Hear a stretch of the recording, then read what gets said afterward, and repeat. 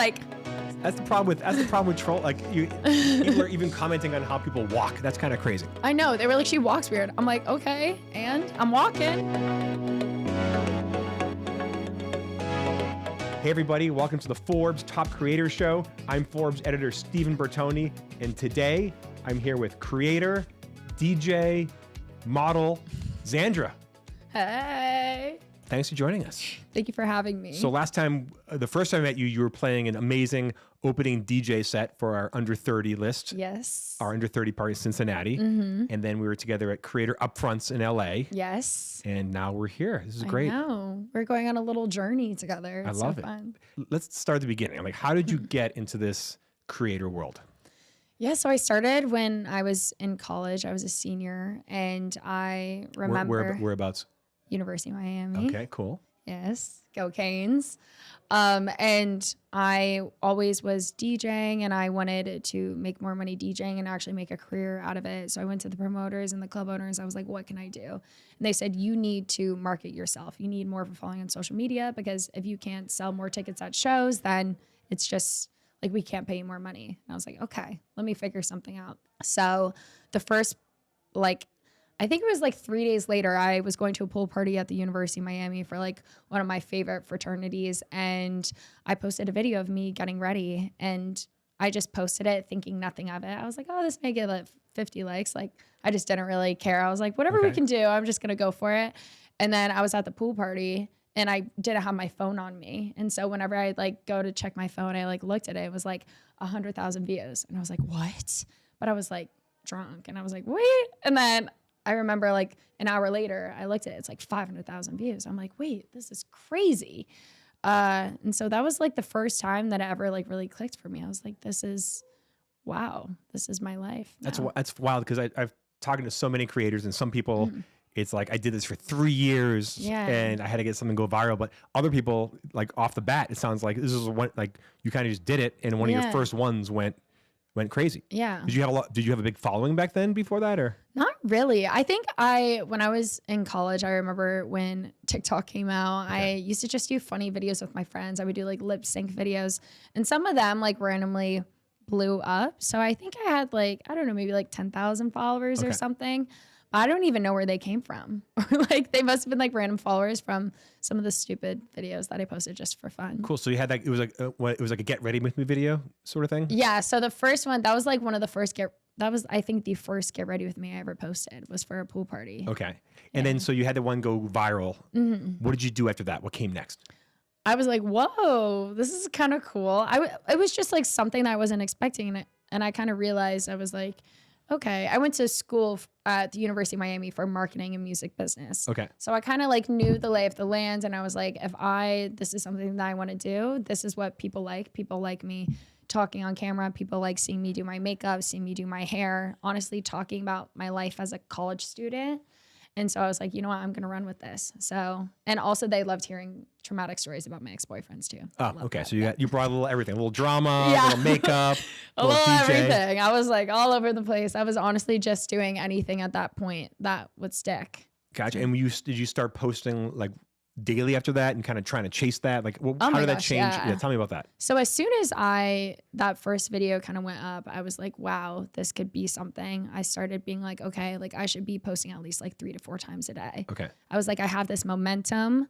I just got to keep it going, and let's see what happens. So, because the more videos you post, the better chance that you're going to get in the algorithm. And I feel like when you kind of you can have these like one viral moments, but if you keep giving these people the same thing, the retention of them watching your videos and possibly following you goes way, way up. Okay, cool. So how were you coming up with your ideas? Just whatever came to my mind. I'm like extremely ADD. So like I'm a very, I like to think I'm not a very logical person, but I'm a very creative person. Okay. So I feel like just anything that would come to my mind, I would like see something funny, or I'd be on campus and I'd be like, oh, this is relatable. That was also a big thing that I did. Like any little stories that I had in my life, I was like, anyone that can relate to these, like I'm just going to post it. So you're going to school, you're DJing, and now you're posting 5 times a day. Yeah. Was that like a grueling, crazy schedule? It was crazy, but I was having so much fun doing it, where I feel like everything I was chasing my dream. You know what I mean? So it never felt like work. I mean, there was moments where I was like, oh my gosh, like I have to study, but I'd be like, oh, let's make a TikTok doing my makeup. I was in my senior year. So at that point I like kind of finished all my school, which made it, I feel like it took a load off, but I feel like once I started blowing up and like traveling became an aspect of it, that's when things definitely got very hard. And what year was this?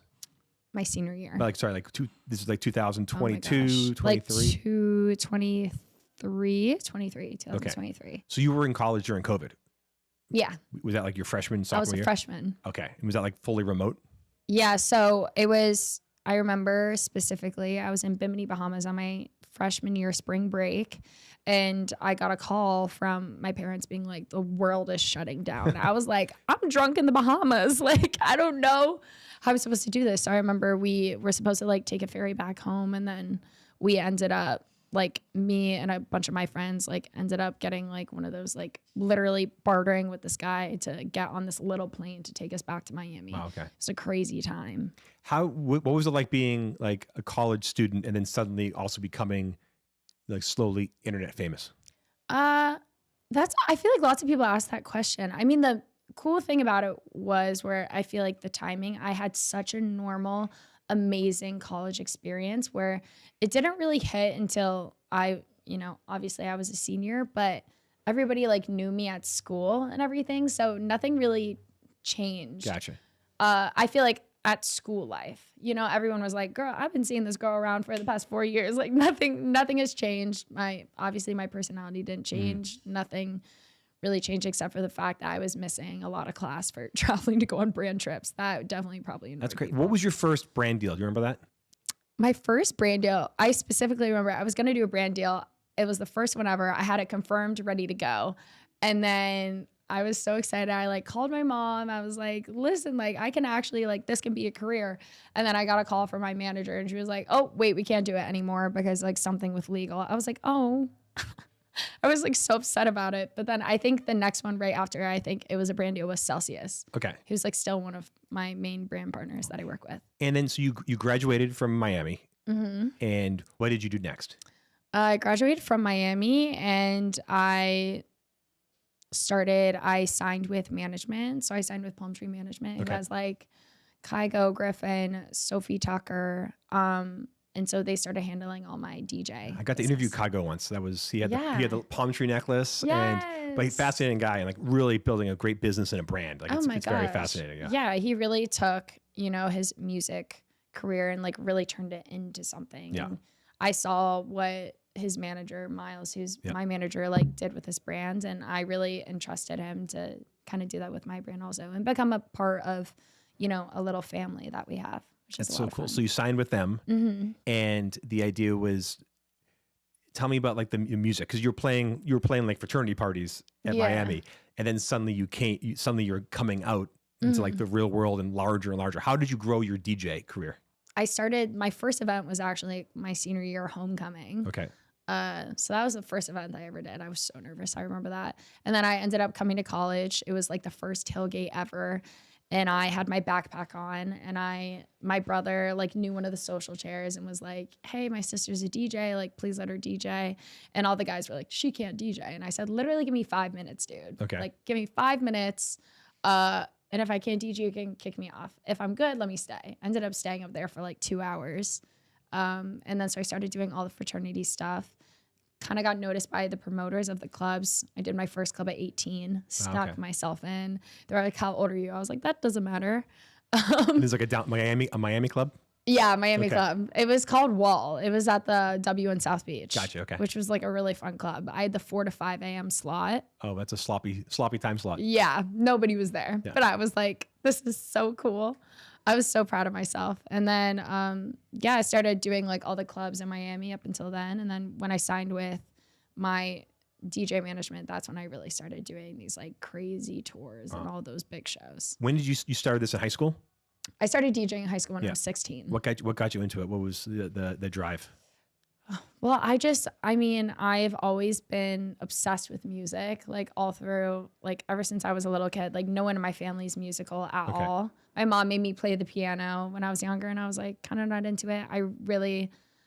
I like always loved music festivals and I just wasn't, I could never sing, I could never dance. And I remember going to Lollapalooza when I was in high school and I saw Alice in Wonderland performing and I was like, whoa, that is what I want to do. Okay, cool. Came home, bought myself a board, like told my mom I wanted to become a DJ. Weirdly, she was like, you know what? Go for it. I was crazy at that time. So she was like, anything that we can do that, you know, gets you into a hobby, let's do it. Cool. Shout out to mom for supporting the creativity. No, I know. I'm like, thanks, mom. I was not, honestly, it was one of those things where I was like, oh, she might be like, no, but she went for it and then started teaching myself off YouTube. Off YouTube. I love it. Back learning off YouTube. I know, because I had nothing. I was like in Cincinnati, Ohio. I was a kid. Yeah.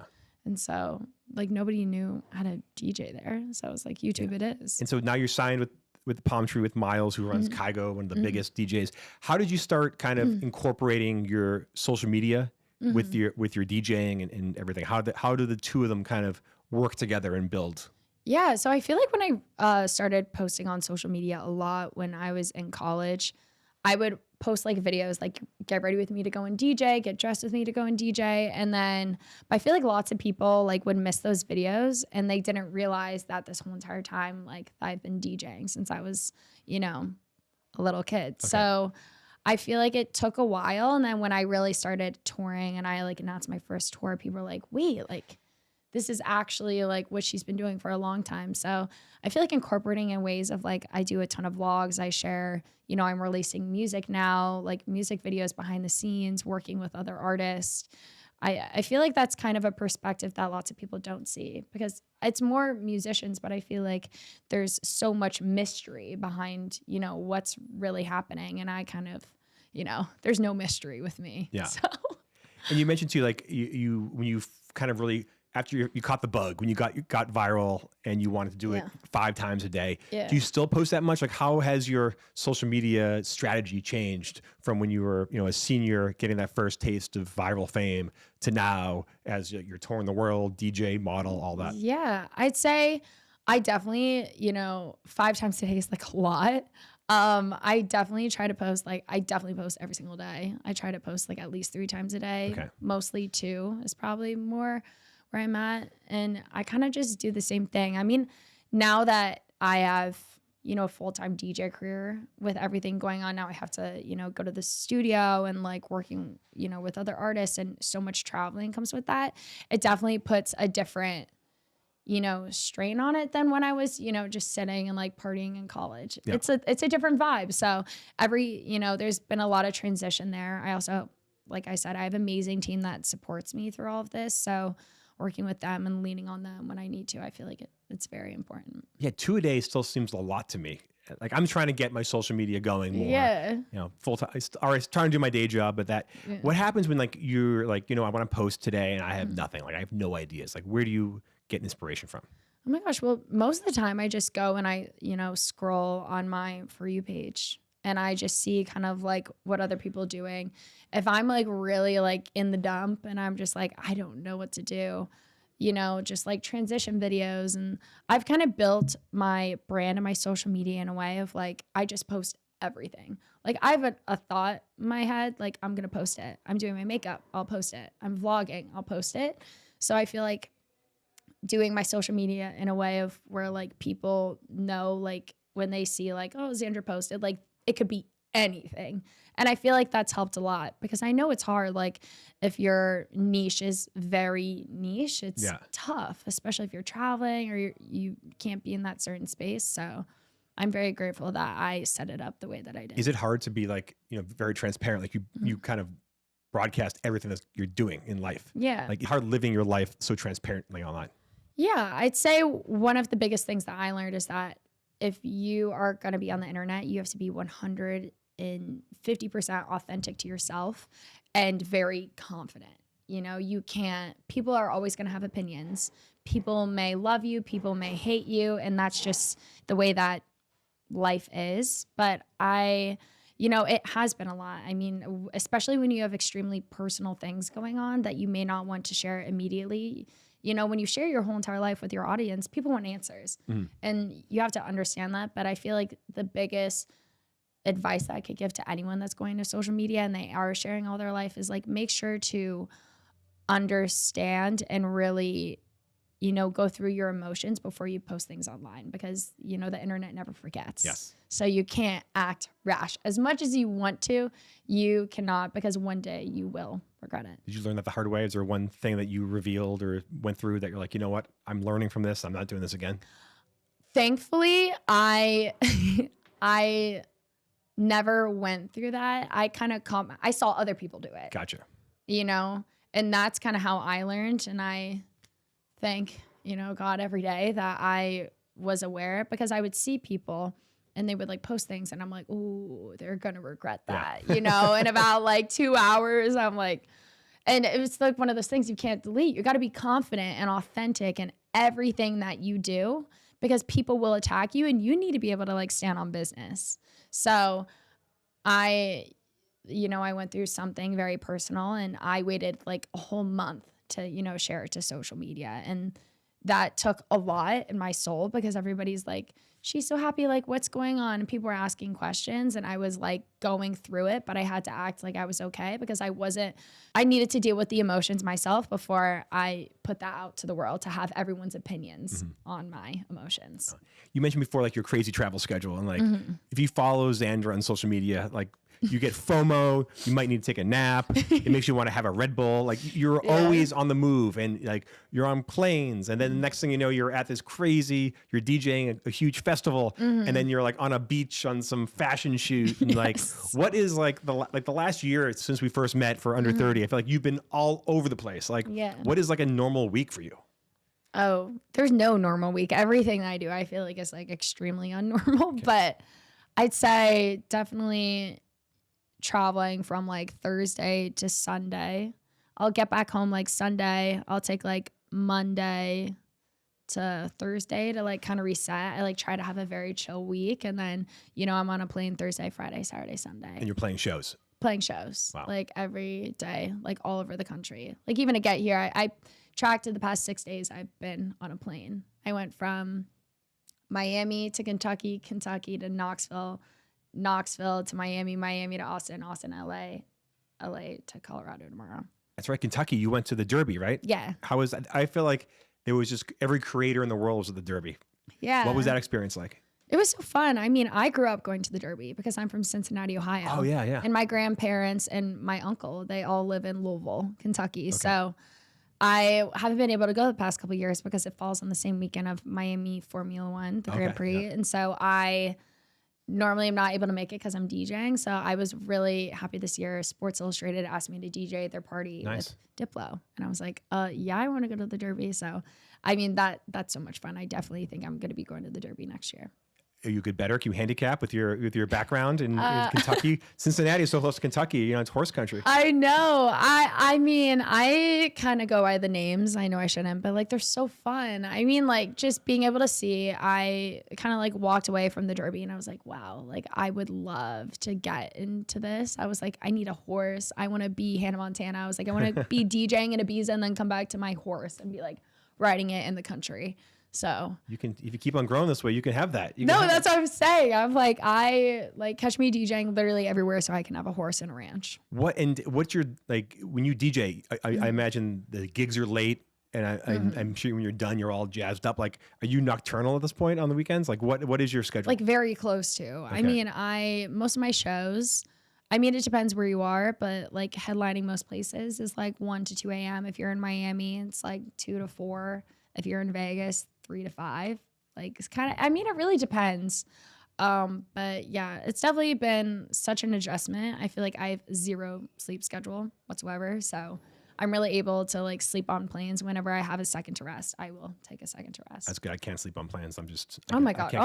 I can't imagine. I would not be alive if I could not sleep on planes. I'm like one of the first people to like board a plane, and before boarding's done, I am out cold. I put on my eye mask. I was gonna say, what's your trick? You have like a certain like ritual? Eye mask is huge. Oh my gosh, yeah. Eye mask, game changer. I literally get on the plane, I do my hand sanitizer. I'm always wearing a sweatsuit. I have my hood up. I put on my eye mask and I'm out cold. All right, you got a system. You mentioned before you in Kentucky, you played the Sports Illustrated party, and obviously you've been a Sports Illustrated swimsuit model. Yes. Tell me about that. How that come to be? What was that like, and how has that affected your brand? Yeah. So I love my Sports Illustrated team so much. I mean, like, they're the most amazing people ever. When I was just after graduating college, I got a call from Sports Illustrated and they were like, we would love for you to DJ our Runway show. And I was like, like, I was one of those girls where I just, oh my gosh, like, I was obsessed with Kate Upton. I was obsessed with Camille Kostek. Like, I wanted to be them. It was like the only magazine where I could look at the girls. I'm like, they look like me. Like, and I was like, they're beautiful. They're like hot. They're having fun. Like, that is the life that I want to live. And when they called me, I like freaked out. And so I ended up DJing the show. And I remember the day before I was DJing, we went in to do fittings because they wanted to put me in a cute little cover up. And they were like, hey, like, it would be crazy if you like ripped off your cover up and like walked down the runway. And I was like, what? So I ended up. That's quite a request. Oh, yeah. I was like, wait, what? Are you going to teach me like how to walk? I was like, I thought I was wearing a cover up this whole entire time. And they were like, no. Like, you really should do it. And they just had 100% like faith in me to do this. I mean, and when we were practicing for the runway show, I remember it was pouring down rain, thundering. So everyone else got to walk up and down a runway. I never walked a runway before. I'm like so far from a model. And I just remember everyone was walking and I was like DJing, like making sure all the equipment was good. And it was pouring down rain. And they just got a call before I got to walk down the runway. They were like, we have to go inside, like the thunder. And I was like, I never got to walk. And I was like, now I have to rip off this cover up that's so tight on stage. And I'm just supposed to walk down this runway and look good.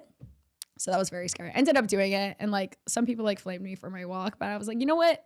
Let a girl live. I was like, I had no idea what I was doing. I was like, that's the problem with troll. Like people are even commenting on how people walk. That's kind of crazy. I know. They were like, she walks weird. I'm like, okay. And I'm walking.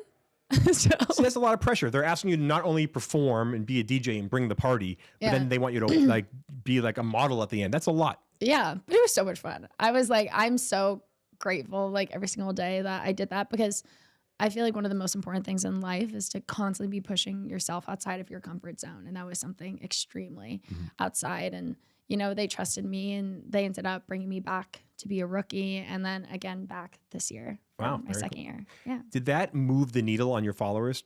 Did you, or the other way around? Did you feel like being, you know, named a rookie, being named in that, like that iconic shoot, did that boost your popularity? I don't think it did anything like crazy, but I feel like it's a really cool thing for, you know, my followers to see if like, you know, if I can do it, you can do it. And like, we can all do it together. Like I was just a girl from Cincinnati, Ohio that like went to college and then like became a DJ and now is doing Sports Illustrated.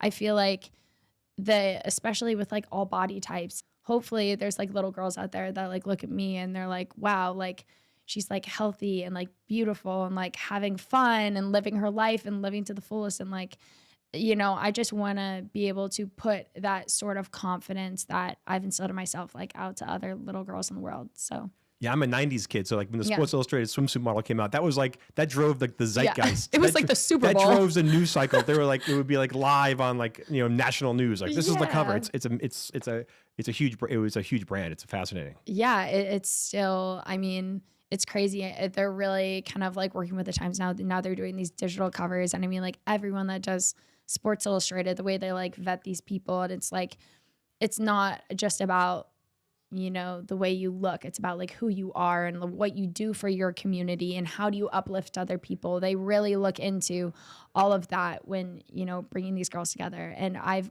honestly created, you know, it's such a little family. Lots of my best friends are in Sports Illustrated. So that's so really cool to have. And then now back to the DJ. I mean, you have the model side, you have the creator side and the DJ side.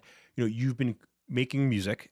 Like, tell me about like your creative process, your inspiration. Like, how do you make your music these days? Oh my gosh. Well, I find a bunch of like my creative pull just from like what I'm doing in my life. And, you know, and I'm so grateful that I get to work with so many other creatives in the industry. And we really kind of like band together and, you know, write some good songs and then work on the production and, you know, create concepts for music videos. And then like, what branding can we do about this? And I feel like some artists kind of like push it to the side. They're like, I just want to create the music. And then like somebody else handles the creative direction. But like for me, I'm like, I want to make the music and I want to be involved in like every single nitpicky little thing. What is the Xandra brand? it's evolving every single day. I feel like it started off like college party girl. Like it was like very much like everyone was like, this girl is crazy. Like she's going out every night. And now I feel like I kind of, you know, took that and then brought it into my career of DJing, where I'm like traveling like crazy, going out every night still, but just in a different way. You know what I mean? Now you're getting paid. Now you're bringing the party. Yes. Now I'm bringing the party. Yeah, I'm not just at the party. I'm bringing the party. So I don't know. I'd like to think it's very, you know, just a girl from Ohio that's, you know, living her dream and not going to stop doing it. You know, I'm just going to keep working and grinding until I'm fulfilled with life. I don't know, man. Hey, Forbes, we're doing our 3rd year in Ohio. For under 30. Yeah, I know. I like Ohio. Ohio's got a lot of good stuff going. Well, it's kind of random. Like I tell people, I'm like, oh, I'm from Cincinnati, Ohio. And they're like, oh, I've never been there. I'm like, it's not like Ibiza, San Tropez, like Cincinnati, Ohio. Yeah. Like, I'm like, if you love football, going to Columbus for Ohio State, like that is a life-changing experience for sure. You got the Bengals. You got good beer in Cincinnati. Yeah, we have good beer. Oktoberfest. Yeah, if you love German food, it's a great place to go. Are you an Ohio State fan? Oh, yeah. Big Ohio State fan. Did you think about going there? Yeah, but I wasn't allowed to. Because, yeah, I had like a crazy, like, I don't know. My parents were like, they wanted me to be close. My dad went there for med school. Okay. And so my parents like wanted me to be close, but at the same time, they were like, this girl, like, they believed in me and my career, and they're like, if you really want to run with this music stuff, Miami's the spot for you. It's kind of hard to launch a DJ career in Columbus, Ohio. Wow, your parents are cool. They're like, don't go in-state tuition, state school. Like go to University of Miami of all places. Oh, it was a great balance where they told me from a very young age, they were like, you know, work hard, play hard. They're like, if you want to go to University of Miami, they told me before, they said like, you need to get a scholarship. Mm-hmm. And if at any point you lose your scholarship, you're coming home and you're going to Cincy State. And like, there's no conversation, no ifs, ands, or buts. So I had that pressure on me, but it was like good pressure because I knew that there was no, like, I knew that they weren't playing around when they said that. And you got a scholarship? Yeah, and I got a scholarship. Very cool. Yeah, so when I went there, and like my older brother went there too, and my parents really invested in me and my siblings' education, and I feel like it ended up paying off in a way of like, my dad is probably like, oh my gosh, I spent all this money sending them to school, and you know, she's a content creator and a DJ. But at the same time, I feel like everything happens for a reason. Like if I didn't go there, there's no way I'd be sitting here today. Yeah. Plus, you majored in marketing and music, and that's what you're doing. You're actually, you're one of the few people actually doing what their major was. That's pretty cool. I know, because it was crazy. If my whole entire plan was, if, you know, when I was a senior, right when I started posting on social media, I was applying for jobs, and I really wanted to do all the marketing and brand activations for music festivals. Mm-hmm. So that's what I was going to do. So it was kind of like very similar to what I'm doing now. You are doing, but you're on stage. Yeah. That's good. Which I like always wanted to do, but I was like, oh, backup plan. And speaking of money, how do you make money? Like what brands have you worked with? What is like the business of Xandra? Yeah. I mean, I am so grateful that I've worked with so many amazing brands. I mean, some of my big brands I've worked with are, you know, Celsius. We have I have a lot of hair. So I do a bunch of like hair I'm doing a big one for like Pureology. I done a couple of things with alcohol. I did stuff with Long Drink. I'm currently in a year-long contract with Mango Shada, which is a new and upcoming tequila. Okay. Lots of skincare, Caudalie, Ole Henderson. But I'd say like definitely brand partnerships are a main source of income, and also doing shows is a big source of income. How do you like to work with brands? I love when they give me creative freedom.